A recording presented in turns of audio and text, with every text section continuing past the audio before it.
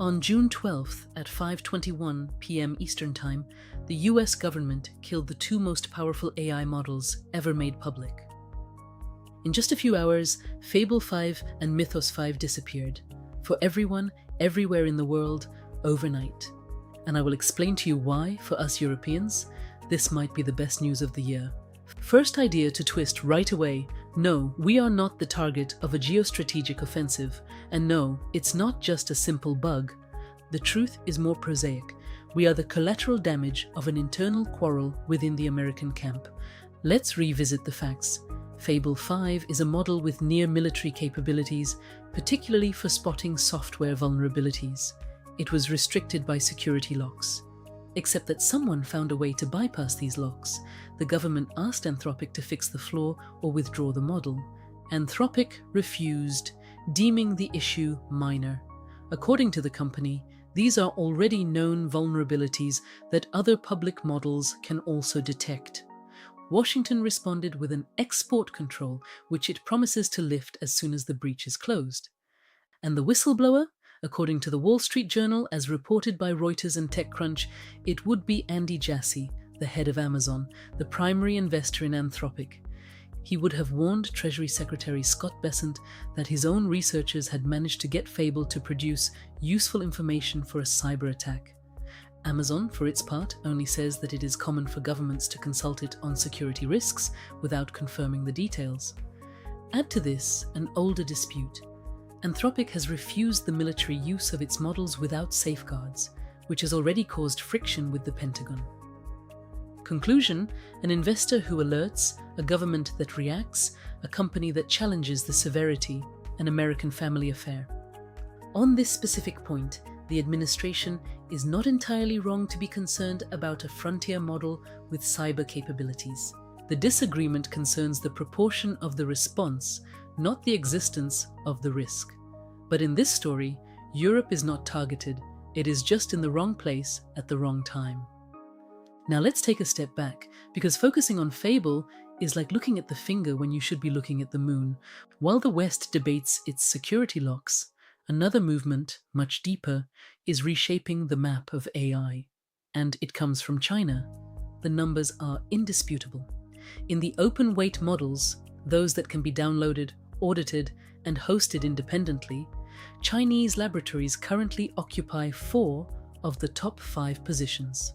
Beyond usage figures, Chinese models have become a de facto infrastructure for the global AI development ecosystem. In September 2025, 63% of all newly fine-tuned models in the world were based on Chinese base models. This figure is telling. It is no longer just about the direct use of Chinese models, but a platform effect where Chinese models serve as the foundation for a large part of global innovation. GLM5 from Zhipu, Qwen 3.5 from Alibaba, Kimi K2 from Moonshot, DeepSeek Phi 4. Each dominates a different dimension. The gap with the best American proprietary models still exists, but it has narrowed to a few points, and it is closing faster than expected. And the most ironic thing is the reason. This Chinese dominance in open weight is partly a strategic response to American export controls, specifically on chips and designs. By locking down, the United States has pushed China to open everything up. Let's be honest, because rigor also means citing the limits. These Chinese models come with restrictions on politically sensitive topics, and the issue of data governance remains unresolved. One does not exchange American dependence for Chinese dependence, but the lesson is clear. The real issue is not which American model to choose.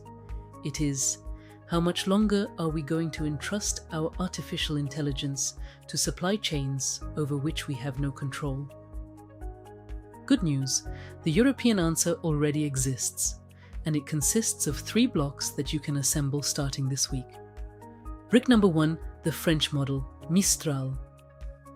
Today, it is the only leading European player whose models are open weight and can be hosted at home. For general purposes, Mistral's small or large. For coding, Codestral or Devstral. You can run them on your own infrastructure. Brick number 2, the French hosting, Scaleway. Your data remains in Europe under European law protected from the American Cloud Act. This is exactly what has cruelly been lacking for the customers of an American supplier cut off overnight.